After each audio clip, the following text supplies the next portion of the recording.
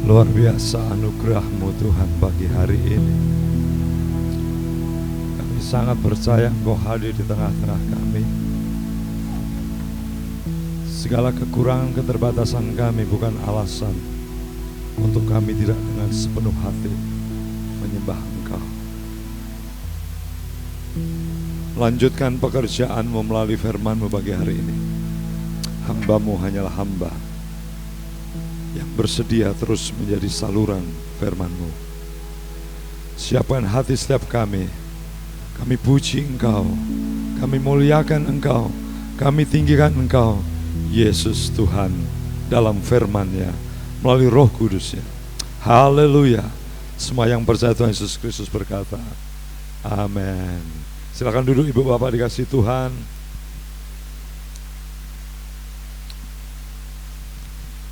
Sangat bersyukur bahwa saya tidak tahu berapa tahun sudah kita tidak face to face ya, ketemu muka dengan muka. Mungkin zaman prasejarah COVID ya, kita lama tidak ketemu. Tapi seingat saya kira mungkin 3 tahun lalu kah, masih melalui virtual saya khotbah Natal kalau nggak salah ya. Dan itu direkam. Saya juga masih simpan rekamannya. Luar biasa. Segala kemuliaan bagi Tuhan Yesus. Amin. Amin. Amin. Ya, luar biasa. Saya sangat respect dengan kesetiaan ibu bapak sekalian. Saya tahu bahwa beberapa waktu kita ketemu masih sangat muda. Sesama kita makin tidak muda lagi. tidak muda lagi. Saya tahu, saya lihat sana sini masih ingat saya. Dan yang lebih luar biasa, banyak yang senior di tempat ini yang masih sangat loyal, masih sangat komit kepada Tuhan Yesus. Ya, bahkan saya melihat Pak Jo, saya nggak tahu apakah ini pengaruh panggilan saya, selalu saya ketemu Pak Jo itu panggilnya Pak Jo. Jadi memang nama Jo itu sangat mudah, ya. Halo Jo, gitu kan. Rupanya mungkin itu sangat berpengaruh sehingga Pak Pendeta Yohanes sangat awet, dan tadi saya ketemu sudah tembus 85 ya, masuk 85. Saya bilang, Pak masih kuat 90. Enggak, saya mau pulang. Oh jangan gitu Pak, pokoknya urusan kita adalah urusan sampai kapanpun, sesenior apapun, seusia apapun, tetap masih berkembang, bertumbuh bagi kemuliaan Tuhan, amin. Tema kita tahun ini adalah kedewasaan dalam seluruh aspek hidup. Ya, sementara kalau saya lihat jemaat di Bethesda sudah sangat senior dari segi usia, sudah sangat-sangat penuh dengan kemuliaan ya kan. Dulu bunga jambu masih 1-2, sekarang penuh dengan bunga jambu ya, bunga jambu air. Saya merasa bahwa tema tahun ini adalah tema yang tidak mudah. Mengapa? Oleh karena kekristenan sedang mengalami goncangan besar bukan hanya dari luar ya. Saya sendiri sebagai seorang yang melayani di dunia teologi, di dunia pendidikan teologi, merasa ini masa-masa yang sulit. Bukan sekedar tantangan dari luar yang begitu berat, yang mengerikan, ekonomi, ya ancaman dari berbagai keyakinan. Karena satu-satunya kepercayaan yang paling banyak dapat serangan adalah kekristenan. Ya, kekristenan dari sains, dari ilmu pengetahuan, kekristenan dari agama sebelah, karena selalu dianggap kontroversial. Ya, kekristenan ditentang dari berbagai perilaku-perilaku kemajuan. Namun hari-hari ini yang tidak mudah bagi saya adalah serangan dari dalam, heresy, bidat. Ya, bidat di mana-mana saudaraku. Sekarang kalau saudara mau bilang siapa yang sesuai firman Tuhan? Karena bidat pun memakai back to Bible, back to Bible, back to Bible, betul? Kembali ke Alkitab. Para bidat pun meneliti Alkitab. Jangan-jangan saya pun sedang direkam dan ini bidat juga. Saya bilang begini, sejauh saya kembali ke Alkitab, sejauh saya mempercayakan Roh Allah, sejauh saya komitmen pada semua tulisannya, bukan sekedar tafsirannya, saya masih percaya Roh Allah memimpin kita. Ya, ini penting. Jadi tidak mudah karena bukan malapetaka. Persoalan paling serius adalah penghambat paling serius adalah dari dalam. Ya. Gereja berebut sana sini, gereja menyajikan hal-hal yang bisa merampas gereja lain, anggota jemaatnya, sementara ajaran bisa saling merampas. Jadi dirampas bukan hanya diiming-imingi sajian ibadahnya, tetapi diiming-imingi pengajarannya. Oh, lalu bagaimana kami semua Pak? Tenanglah. Sejauh kita membaca firman Tuhan, sejauh kita menyerahkan diri dipimpin Roh Allah, dan selalu ada nats-nats dari semua yang kita pikirkan, saya percaya kita tetap ada dalam pimpinan Tuhan. Yakin itu? Amin. Ya. Baik, hari ini topik kita adalah komitmen biasa menjadi luar biasa. Karena tahun ini komitmen untuk makin dewasa dalam berbagai bidang dan aspek hidup. Maka saya percaya kekuatan komitmen untuk makin dewasa kembali kepada dasar ini. Kita tidak pernah akan dewasa dan bertumbuh dalam segala hal kalau kita tidak mulai dengan dasar yang teguh ini. Lihat, jemaat Korintus adalah jemaat di kota perdagangan yang maju. Di Korintus nampaknya dalam banyak hal sesungguhnya punya kemajuan. Misalkan dalam hal pendalaman tentang kristologi, tentang kebangkitan, tentang Kristus, kemudian tentang karunia-karunia, tidak ada surat yang begitu komplit membahas tentang kekayaan-kekayaan di Korintus. Ya, mereka diberkati, ada yang miskin berjuang untuk memberi dalam 2 Korintus pasal 8. Mereka memiliki karunia-karunia, tetapi persoalan pertumbuhan adalah bukan sekedar bidang apa yang kita maju, tetapi kuasa komitmen apa yang keluar dari dalam. Nah, pagi ini kita akan meneliti 1 Korintus pasal 3 ayat 10 sampai 23. Saya akan fokus di ayat 10 sampai ayat 17, karena 18 sampai 23 itu wujud praktisnya. Ya, kemajuan, pertumbuhan, komitmen. Tema kita biasa menjadi luar biasa. Wah, ini tema ini cocoknya di gereja-gereja mega church, gereja besar yang semuanya serba ada. Dari biasa menjadi luar biasa. No, tidak. Kuasa yang sama, komitmen yang sama seharusnya tertanam dan ditanamkan dalam setiap orang percaya. Ya. Komitmen untuk dari biasa menjadi luar biasa itu bukan hanya milik orang yang punya pikiran futuris, pikiran ke depan, pikiran maju. Saudara juga berhak, jemaat Bethesda juga berhak, amin. Usia boleh tidak muda lagi. Coba di sini siapa yang di atas usia 50 boleh angkat tangan. Ya, tuh dominan kan? Yang kurang dari 50 angkat tangan. Kira-kira nih kalau saya hitung itu sekitar 70%, 50 ke atas, 30% kurang dari 50. Loh Pak, khotbah kita ini hanya cocok untuk yang muda-muda, untuk yang masih energik, dari biasa pengen luar biasa. No. Ya, ingat Kaleb, usia 80 masih berani menerima tantangan. Di sekolah kami ingat Profesor Hit, sampai 90, dia selalu bilang, saya bukan tua, saya hanya tidak muda lagi. Artinya bahwa firman Tuhan ini penting, firman Tuhan ini bagi saudara juga, baik komunitas maupun pribadi. Apa dikatakan firman Tuhan? Saya tidak harus bacakan ya, saudaraku dikasih Tuhan. Mari kita lihat baik-baik. Saudara masih bisa luar biasa. Gereja Bethesda masih bisa luar biasa.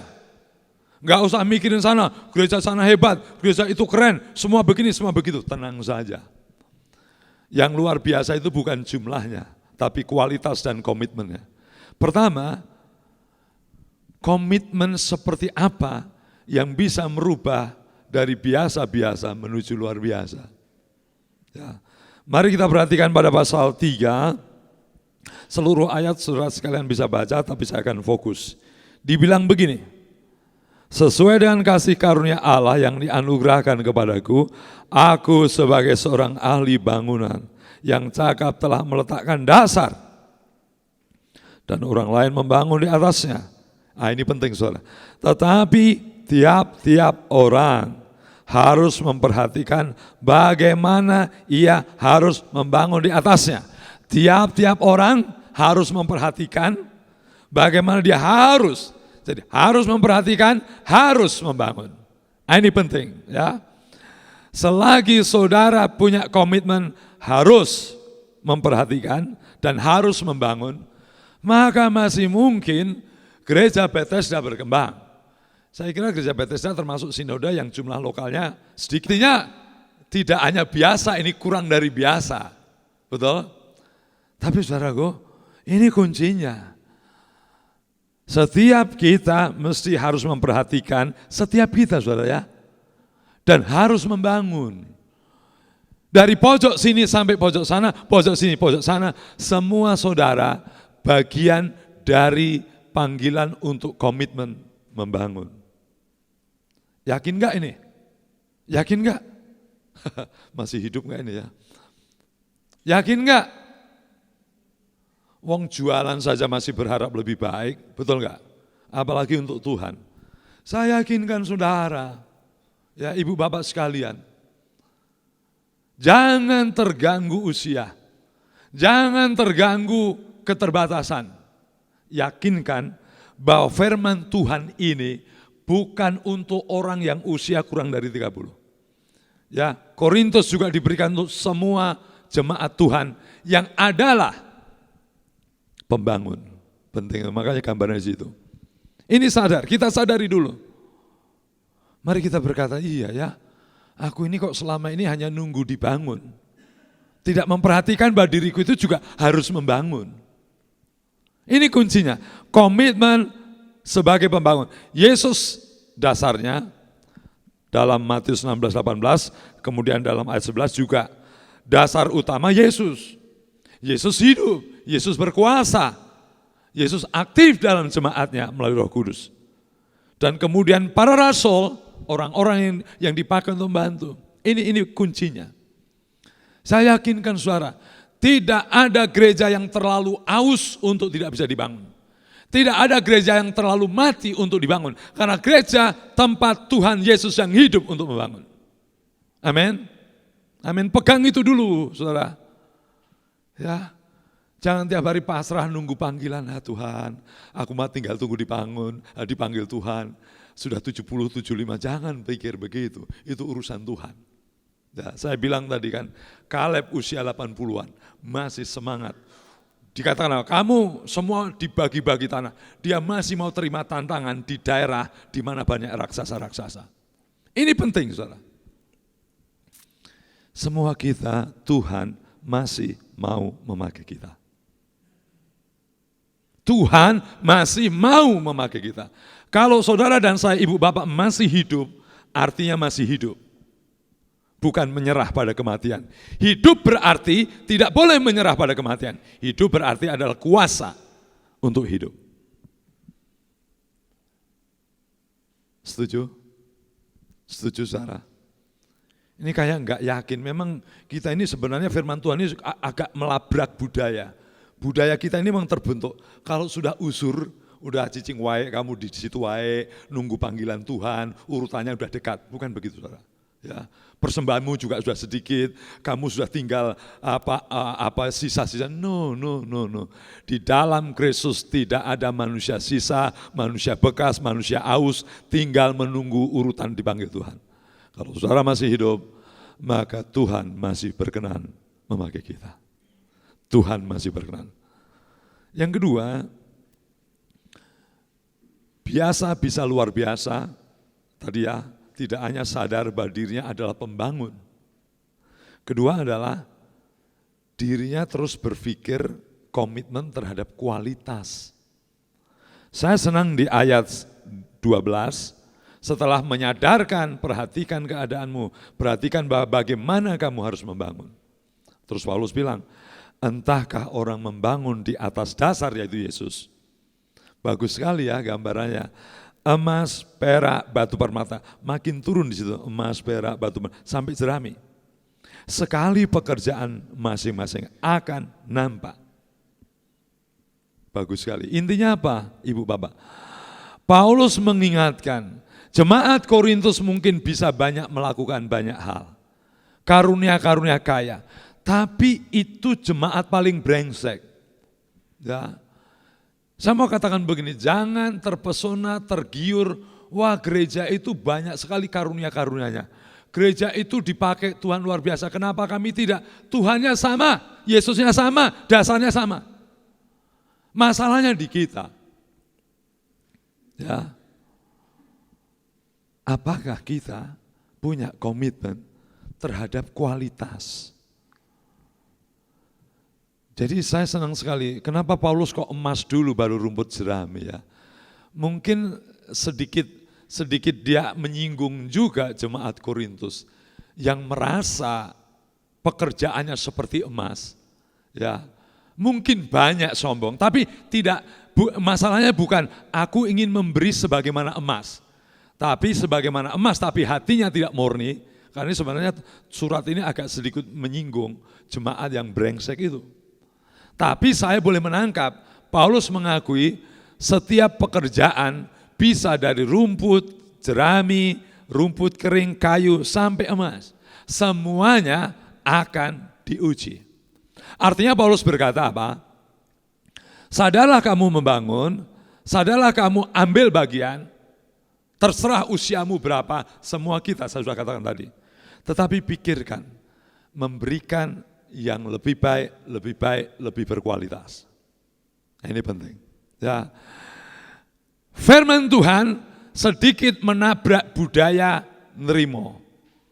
Saudara tahu ya, arti nerimo ya, pasrah. Wes, ini udah rezekinya, nggak usah ngoyo. Menyangkut apa yang saudara terima, diizinkan diterima, syukuri. Tetapi menyangkut kita, tanda kutip ya, tidak puas atas apa yang kita kerjakan, tidak berdosa. Wah, ini kurang bagus, aku mau lebih bagus, itu tidak berdosa. Tapi atas hasil yang kita terima, diizinkan Tuhan, syukuri itu. Tapi tidak menafikan, tidak meniadakan, aku masih mau lebih baik lagi. Ini mental kualitas. Mental kualitas, saudara. Saya makin tua, ya kan. Kalau saya ngomong kepada diri saya enggak malu, saya makin tua. Tapi kalau saya ketemu orang yang tua, saya enggak pernah ngomong, Bapak makin tua. Saya bilang, Bapak mulai enggak muda lagi. Supaya lebih sopan, saudara ya. Ya dulu saya kumisan, betul. Terjadi penampakan lain, bukan casing berubah. Dulu saya gagah, ya orang selalu ketemu saya agak segan. Saya pernah katakan ya, 6 kali polisi ketemu saya, gagal dan tidak mau nyetop saya karena wibawa saya. Saya pikir apa hilang wibawa saya kalau kumis hilang. Wibawa bukan dari kumis, betul? Wibawa bukan dari body. Tapi kehidupan yang komitmen melakukan yang terbaik. Amin. Ya, jadi Pak mau apa lagi kami ini? Ya sudahlah kalau jadi kayu rumput enggak apa-apa, enggak, masih bisa. Masih bisa asal kita berpikir kualitas. Loh, saudara, saya itu walaupun tidak aktif melihat, memonitor perkembangan Gang Luna itu termasuk luar biasa loh ya. Dulu kan gerejanya seperti salah satu gerbong kereta ketinggalan, betul? Ya toh, satu di bawah, betul ya? Betul, sekarang semegah ini, benar? Kalau dilihat dari segi hepeng-hepeng kita, kalau dilihat kan sepertinya kita enggak terlalu banyak hepeng. Tahu hepeng ya? Duit, cuan. Tapi saudara bisa diizinkan Tuhan membangun gedung seperti ini. Ya, padahal bukan sebuah gereja lokal yang dananya besar. Tapi bisa. Mengapa saudara berhenti? Mari kita kembali. Tuhan apalagi yang bisa dibuat untuk gereja Bethesda masing-masing. Supaya lebih baik lagi, lebih baik lagi. Ya. Ibu bapak memang saya lihat ini banyak anak muda ya. Memang ini saya kira sebuah kecenderungan sosiologis ya. Anak-anak muda ini kepengennya ketemu anak-anak muda ya. Yang konser keren ya kan, yang hot-hot betul. Tapi saya pastikan bahwa sarana, peralatan, banyaknya orang bukanlah kekuatan untuk berkualitas. Dan hampir banyak orang-orang pindah gereja karena dirinya tidak sadar bahwa dirinya bisa berkualitas, tidak harus komunitas. Komunitas bisa menjadi alat untuk berkualitas. Tapi kualitas adalah komitmen diri. Lebih dewasa adalah komitmen diri. Ya. Misalkan kita berkata, saya ini ibu bapak dulu dari muda sampai kemudian usia sekian, ya banyak vitamin, betul? Faktor luar, banyak makanan. Tapi untuk bertumbuh menjadi dewasa, berkualitas, kan dari dalam hati. Obatnya bagus, herbalnya bagus, makanannya bagus. Tapi kalau hati saudara penuh dengan kesakitan, kepedihan, luka batin, kan kualitasnya enggak bagus. Betul enggak? Setuju enggak? Itu ahli kecantikan bilang kan, kecantikan terbaik harus inner beauty. Kecantikan dari dalam. Saya yakinkan saudara, make up saudara paling mahal, parfummu paling mahal, tapi hatimu kecut. Ya, itu hanya seperti boneka robot yang jalan. Betul enggak? Betul? Make up-nya enggak berkualitas, ya toh? Giginya sudah banyak palsu semua. Tetapi hatinya penuh karakter, senyum. Saudara nanti akan setua apapun tetap mempesona untuk ditemui. Amin. Coba lebih senang apa? Ketemu orang yang usianya lanjut, rambut udah putih semua. Selamat pagi. Pagi Pak, ada orang yang gaya artis Luna Maya. Pagi, kamu muda cantik banget. Mana lebih menarik? Hah? Halo, mana lebih menarik? Betul? Maka saya yakinkan pada istri saya, tenang saja, kita akan makin menua. Tapi sukacitamu, hatimu, mungkin bodi kita sudah tidak seramping dulu. Ya, walaupun tidak segera rampung juga. Tapi saya bilang, itu kekuatannya, kualitas. Yang jadi asar, senyumnya, sukacitanya makin kuat. Nyanyinya juga, Pak, saya udah nyanyinya udah fales-fales. Nyanyi sungguh-sungguh, ya, amin. Sudah enggak penuh suara saya juga rusak, enggak apa-apa. Suara saya rusak, tapi suara nurani saya harap tidak rusak. Ini rusak, ini bukan asli saya. Kualitas. Ya, saya selalu bilang, sampai tua kalau Tuhan boleh, saya akan tetap berkhotbah. Mungkin enggak gereja besar, khotbah terhadap 3 orang enggak apa-apa. Tetap bersemangat. Ya. Kualitas, komitmen yang terakhir. Jadi nanti semua pekerjaan kita itu diuji loh saudara. Ya, jangan lupa itu. Rumput, jerami, sampai emas. Mau seperti apa? Kalau saudara ingin dewasa lebih maju, maka kita berpikir mestinya lebih baik lagi, no problem. Ya, usia boleh lanjut, tapi kualitas tetap luar biasa. Yang terakhir, saya senang, komitmen terhadap sakralitas hidup. Ya, tadi saya ulangi, komitmen sebagai pembangun, sadar kita harus bangun, makanya lebih baik. Komitmen kualitas. Yang terakhir, komitmen terhadap sakralitas hidup. Saya senang.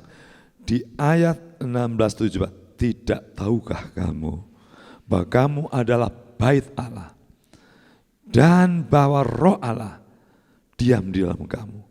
Jika ada orang yang membinasakan bait Allah, maka Allah akan membinasakan dia, sebab bait Allah adalah kudus dan bait Allah itu ialah kamu. Bagus sekali.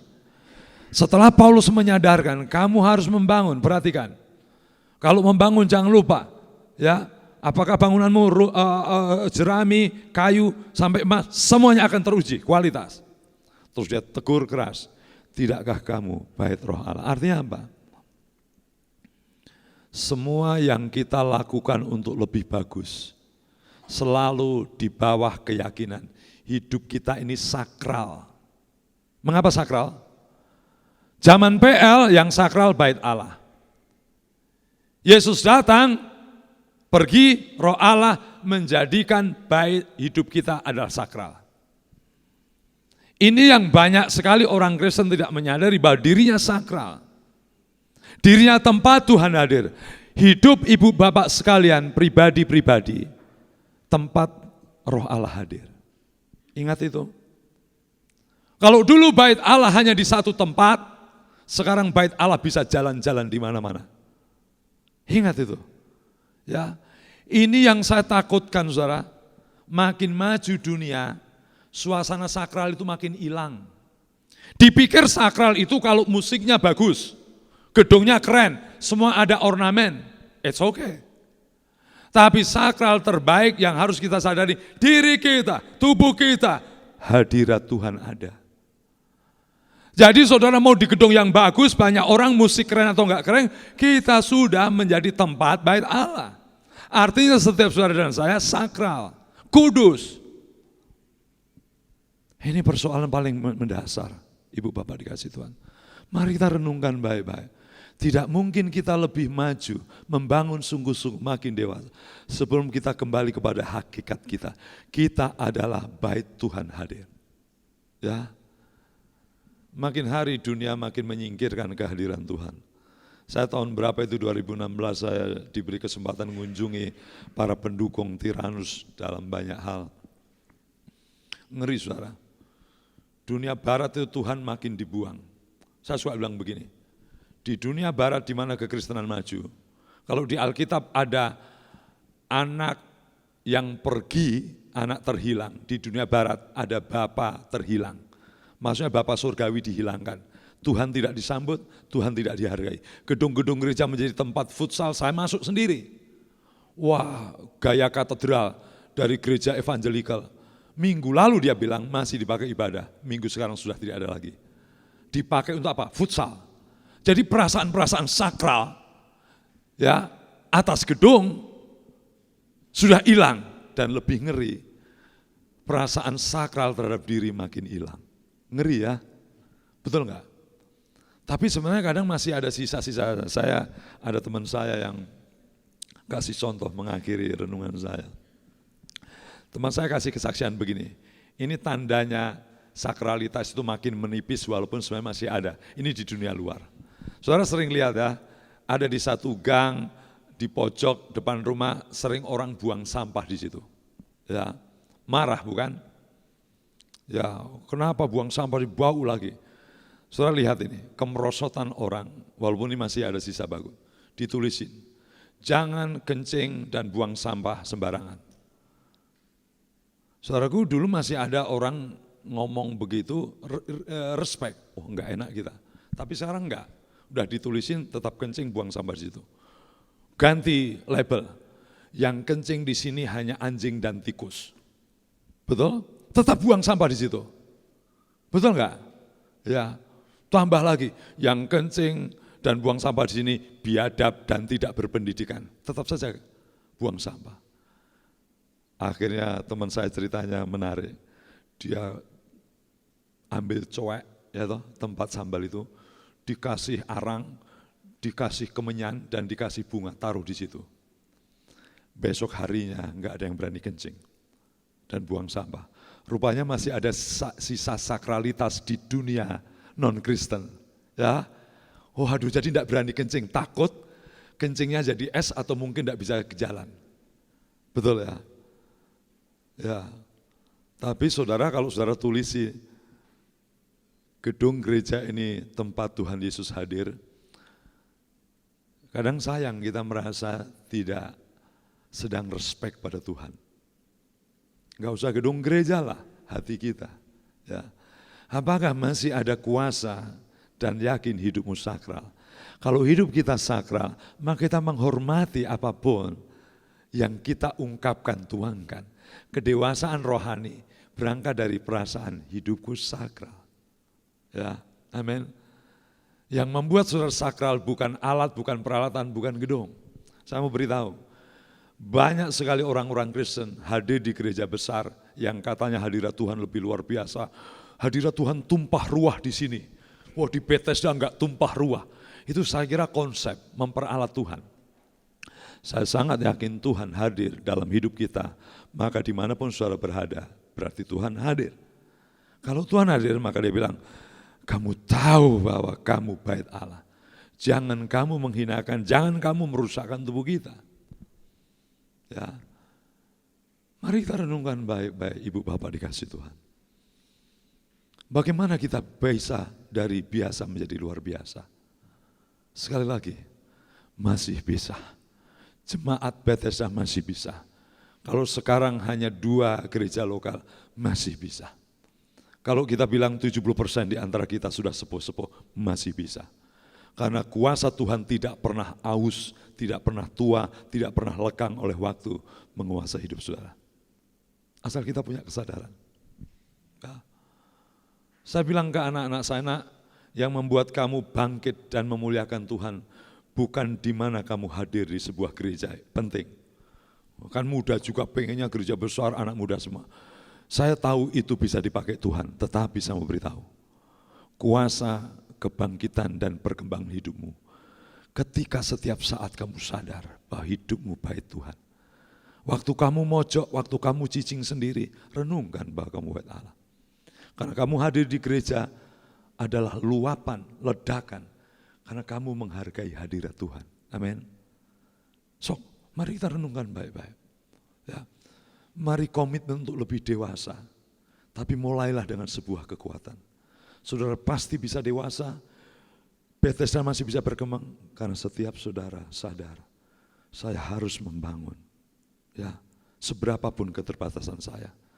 Sadar bahwa saya harus memikirkan bagaimana Jumat ini diri saya lebih berkualitas. Saya harus sadar hidupku tempat di mana Tuhan tidak pernah hengkang. Tuhan tidak pernah mengenal tua untuk kita dipakai Tuhan. Amin. Tepuk tangan bagi Tuhan. Luar biasa. Tepuk tangan saja masih kayak anak remaja. Amin. Berarti masih bisa. Mari kita ambil waktu sejenak. Di dunia yang makin kering, kesadaran akan hidup bagi Tuhan. Di dunia yang makin flat, tidak ada perasaan hadirat Tuhan. Melakukan terbaik, mulia, kualitas membangun. Saya berdoa dan kita berdoa, Tuhan. Ya, mari kita bertanya. Apakah aku sedang berkembang Tuhan? Apakah aku makin maju walaupun usiaku makin tua? Apakah aku sudah makin tambah hebat? Apakah aku masih menghormati Tuhan Yesus, Roh Allah dalam hidupku? Mari kita berdoa. Mari kita tundukkan kepala. Dipersilakan masing-masing berinteraksi dengan Roh Allah. Kekuatan baru membuka lagi pikiran kita yang tertutup. Saudara boleh berkata, terima kasih Tuhan. Engkau masih memanggil aku untuk menjadi pembangun, mengerjakan yang luar biasa. Engkau masih memampukan aku untuk melakukan yang lebih berkualitas. Terima kasih juga Tuhan tidak pernah hengkang. Engkau menjadikan aku bait-Mu. Rasa takut dan hormatku, rasa sakral dalam hidupku menjadi dasar. Aku ingin lebih luar biasa, tidak mau biasa-biasa. Saat indah ku berhadapan denganmu. Hadirat-Mu Tuhan. Hadirat Tuhan menguasai saudara dari waktu ke waktu. Berdagang, berjualan dimanapun. Engkau bait Allah yang bisa bergerak di mana-mana. Lakukan semuanya dalam kuasa itu.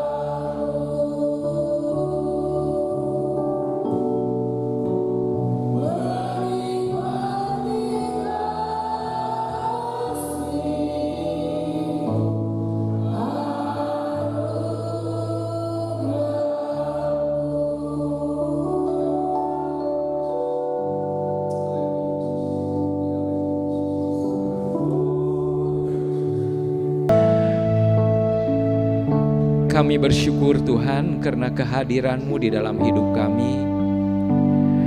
Kami tidak terlambat untuk mengambil komitmen-komitmen yang tadi baru disampaikan kepada kami. Komitmen untuk ikut serta membangun, menjadi pembangun di tengah-tengah sidang-Mu Tuhan. Komitmen untuk memberikan yang terbaik, sekalipun di dalam keterbatasan kami, yang bagi sebagian orang mungkin bukan hanya terbatas tetapi sangat terbatas. Sebab itu sangat beralasan di dalam keterbatasan itu kami boleh memberikan yang terbaik untuk Tuhan. Dan yang ketiga ya Tuhan, kami boleh berkomitmen atas kesakralan hidup kami. Kesadaran bahwa Roh Allah hadir di dalam hidup kami. Kami tidak meremehkan hidup kami ini, tidak menjadikan asal saja hidup, tetapi kami betul-betul menyadari bahwa Tuhan Yesus yang Maha Kudus itu hadir di dalam hidup kami. Kami harus menjaga kesakralan, bukan sekedar gedung ini, tetapi hidup kami Tuhan di semua area. Ketika kami ada di keluarga, ketika kami ada di tempat usaha, ketika kami di tengah-tengah rekan kerja, ketika kami di tengah-tengah rekan mahasiswa, kami menyadari bahwa sungguh Engkau hadir di dalam hidup kami. Kami berperan, kalau kami menyatakan kemuliaan-Mu semata-mata karena ada yang di dalam kami itu, yaitu Yesus Kristus yang tidak terbatas. Tuhan Yesus, kami mengucap syukur, keterbatasan kami menyadarkan kami lebih kuat bahwa kami harus bergantung kepada Tuhan. Usia kami, tenaga kami, keuangan kami semuanya, biarlah kami menikmati itu, keterbatasan itu, untuk lebih dekat kepada Tuhan, untuk lebih berserah kepada Tuhan. Terima kasih Tuhan. Kami berdoa untuk Pamika yang hadir di tengah-tengah kami oleh kehendak Tuhan untuk menyampaikan firman Tuhan. Bersama dengan Ibu, kiranya Tuhan akan memberkati baik di pelayanannya, tantangan pelayanan yang begitu berat, Tuhan yang akan menolong. Juga akan mengayomi keluarga ini di dalam kasih dan anugerah-Mu. Sampai anak-anaknya Tuhan, biarlah mereka hidup dalam takut akan Tuhan. Terima kasih demikian setiap kami, setiap keluarga kami, setiap putra-putri kami di dalam pertumbuhan, mungkin masih dalam masa remaja, kami tetap berdoa. Biarlah dengan pertolongan Tuhan, di tengah keterbatasan kami sebagai orang tua, kami tidak bisa pegang mereka seumur hidup kami, tetapi kami bisa berdoa bagi mereka. Kami tidak putus asa untuk mengarahkan mereka untuk hidup dalam takut akan Tuhan. Terima kasih Tuhan. Kami mengucap syukur apabila pada saat ini ada di antara jemaat yang sedang dalam kesakitan, tetapi mereka dengan kerinduan yang besar mereka tetap hadir di ibadah ini. Tuhan berkati, kuatkan, teguhkan, biarlah iman percayanya semakin bersinar. Kami juga berdoa apabila ada di antara kami Tuhan yang sedang dalam masalah keluarga, masalah keuangan, masalah kesehatan, kami datang kepadamu Tuhan. Kami mohon pertolongan-Mu. Biarlah kami betul-betul menyadari bahwa satu-satunya pengharapan kami, satu-satunya Tuhan yang memperhatikan dan memberikan satu penyataan bagi hidup kami, hanya Yesus Kristus yang mengasihi kami. Terima kasih Tuhan, biarlah setiap kami apapun yang tadi kami datang ke sini dengan kerisauan, dengan kegalauan, saat ini Tuhan kami boleh pulang dengan pengharapan, kami pulang dengan komitmen baru, kami pulang dengan damai sejahtera daripada-Mu, dengan pengharapan di dalam Yesus Kristus. Terima kasih Tuhan. Kami mengucap syukur, kami juga berdoa kalau sebentar ada pertemuan untuk persiapan pembentukan panitia Natal di 2023 akan dipimpin oleh Pak Yudi. Kiranya Tuhan akan memberkati, biarlah hati yang sudah digerakkan oleh Tuhan betul-betul mengambil keputusan yang baik untuk membantu kepanitiaan di tahun 2023 ini. Terima kasih Tuhan, kami mengucap syukur kepada-Mu. Bapak Ibu Saudara, kita akan mengakhiri ibadah pada pagi hari ini. Kita angkat tangan kita kepada Tuhan, terimalah berkat. Terimalah berkat kasih karunia dari Bapa kita di dalam nama Yesus Kristus dan di dalam persekutuan Roh Kudus yang menyertai kita sekarang ini dan sampai selama-lamanya. Amin.